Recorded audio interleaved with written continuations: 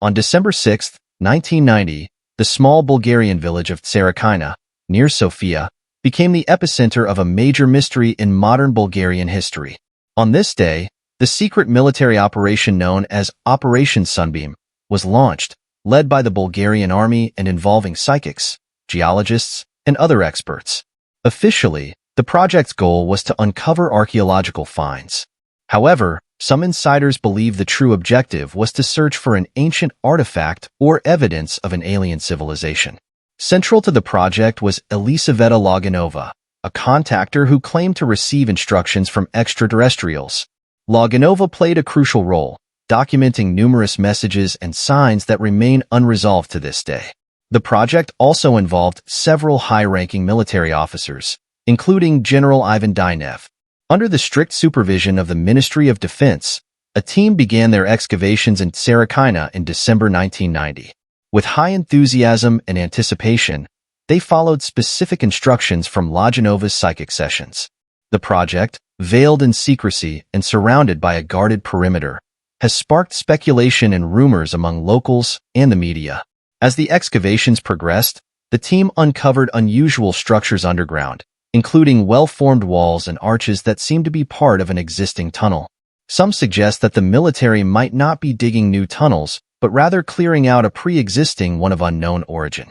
Operation Sunbeam continues in Tsarichina, uncovering more strange structures and phenomena. As the mysterious finds grow, the first conflicts begin to emerge. Within the team, disputes arise over the interpretation of the signs and instructions received from Loganova. Some members express doubts about the authenticity of her contacts with the aliens and the goals of the project. At the same time, locals and the media begin to speculate and spread rumors about what is happening behind the enclosures. Loganova and leading senior officials manage to quell the squabble. As a counterpoint to the accusations, more psychics are brought into the project, and along with them, Elisaveta begins to sense a strong energy at the site, which she believes is evidence of the presence of something extraordinary underground. A few days later, a group of military men lay siege to the home of the world phenomenon Slava Sevryukova. They bombard her with questions about the site. What will we find? They ask. King Samuel's treasure? A skeleton of an unknown species? Or something completely unknown? The phenomenon, however, prompts them to halt the Tsarichina expedition. Look, I don't like this thing. It's dangerous. You say a door to space. Yes, one of the universal passages is indeed there, but the site is perfectly protected. Listen carefully. Think about it. Its time has not come. I am telling you it's a huge risk. Give it up. What will you find, you ask? There will be a sacrifice. A sacrifice.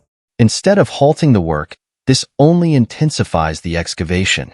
The results are striking. A stone eagle is uncovered, its left wing bent and folded like intertwined spiral loops, resembling human DNA. The right wing ends in a lion's paw. This artifact is unmatched in global archaeology, leaving science speechless. Additionally, a massive, perfectly rounded stone orb, smooth and polished, is found beneath a huge granite slab. Despite all efforts, ropes, pulleys, skewers, levers, the slab remains immovable. Suddenly, with a touch in a certain part of the slab, it gracefully twisted with ease and opened a passage. A special team of chemical troops in protective suits penetrated it first. Here's what Dr. Dimitar Tsarichina, who was involved in the operation, later shared about that moment in an interview. The special team decontaminated the space so that we could continue down secured. But we couldn't even take a step, because in front of us stood up. No, I'm not allowed to talk about that. I'll just share that and that's it. Amazing relics, embalmed remains, wonderfully preserved. That's it. Enough said. Let science and the future have its say. It was at this time that Sevryukov's predicted sacrifice was given. The contact team Marina Naplatinova dies under unclear circumstances. After the big breakthrough, however, everyone is puzzled what to do. In an urgent meeting with the world phenomenon, the prophetess Vanga is forced. Dr. Dimitar Tsarichina continued his tale. How can it be? Oh God, military, bravo! The mine is piling up over the tunnel. Why? I ask. Do you want to collapse? Clear out. Quick. Do you want casualties? You'll reach a capsule. What are the contents of it? Preserved. You don't know if the capsule is pressurized. What are you going to do with that monkey? Neither man nor woman. If the airtight lid is opened, that creature may revive from thin air. What are you going to do, I ask, when that thing wakes up and talks? Recounting how they discovered a passageway that led them spiraling downward. Eventually, they encountered a strangely carved stone column, which revealed a massive hall behind it. The capsule they sought was likely there.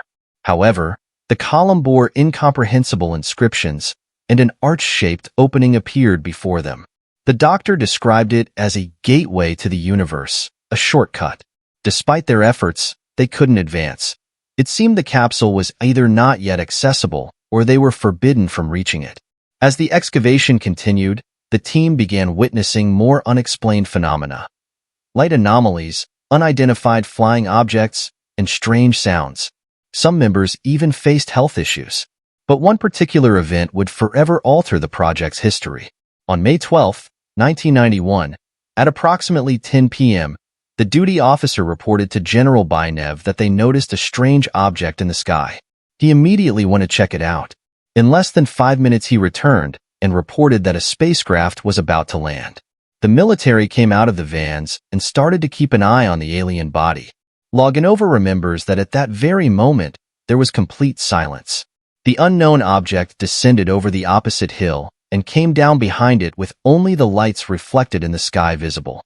No explanation was provided about why the craft wasn't photographed or why soldiers weren't dispatched to investigate the lights. Could they have been under some otherworldly control? Shortly after landing, Loganova requested to return to the van due to a strong sense of unease.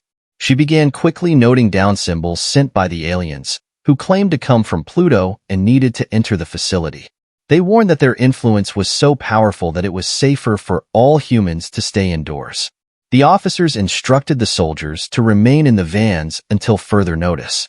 Telepathically, the aliens informed Loganova that they would be entering the underground gallery and insisted that no one be outside while they were in the tunnel.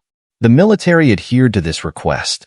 Elisaveta reported that the aliens remained in the tunnel for about an hour. She later received a telepathic message indicating their departure, but advised that people should stay in the vans for another 20 minutes. Once the time had passed, the military once again observed strange lights behind the hill, but no one went to investigate further. The lights disappeared into the sky, and only then did the military re-enter the tunnel. In several places, they noticed what looked like raking by strange hands of some of the material that was on the walls, but on the various staggered entrances down into the tunnel. 2 or 3 footprints were also found, as from steps, but very different from those of men. Elisaveta Loganova herself says that none of this was filmed, and she would not blame anyone who did not believe that it happened. Following the spacecraft sighting, tensions surrounding the Tsarichina excavations are at their peak. Following his appointment as Minister of Defense, Alexander Staliiski reviewed the project's reports and costs and decided to terminate it. In early 1992, Staliiski convened a committee of scientists, geologists, archaeologists, and historians to assess the project's progress and results.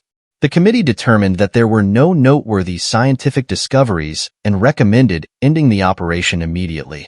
On November 19, 1992, the site was sealed with gravel and concrete to prevent future interference and safeguard the area. Despite the project's closure, local residents and participants felt that something significant remained undiscovered underground. Furthermore, many involved in the project experienced serious health issues or died under mysterious circumstances after its termination.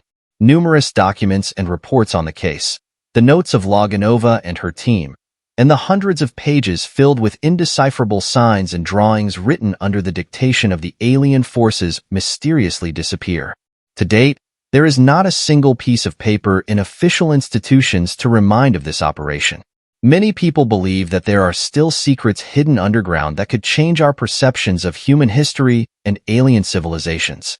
After the Operation Sunshine project has been terminated and the hole in Tsarichina has been filled, there remains a sense of unfinished business and many unanswered questions. According to Loganova, The project aimed to uncover a prehistoric creature with unique traits that could offer new insights into human evolution. However, some believe that beneath the thick concrete lies an alien genetics lab. Currently, at the Tsarichina hole site, known as Project Slava or Sunbeam, there is just a deserted meadow with a stone marked the hole. Without this stone, you wouldn't know that this was once one of Bulgaria's most secretive missions from the early 90s. Thank you for watching another episode of Just Discovery. If you enjoyed this video, please like, subscribe, and hit the notification bell for updates on more exciting content. See you next time.